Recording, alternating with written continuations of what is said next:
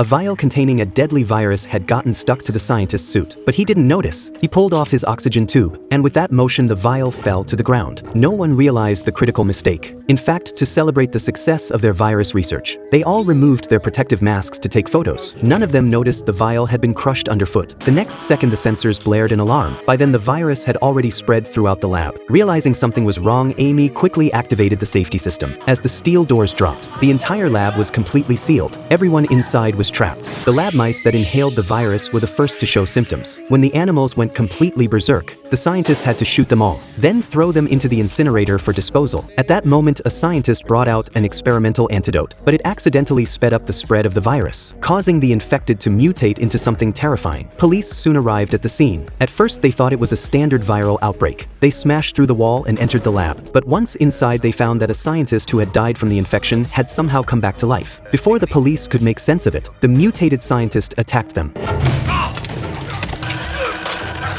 The entire rescue team was wiped out. The horrific scene left everyone frozen in fear. In the chaos, they realized that the security officer Amy was somehow not infected, but the doctor next to her, John, was on the verge of turning. To save him, Amy decided to go back into the lab to find the antidote, but then a corpse behind her started moving. It slowly stood up and came toward her.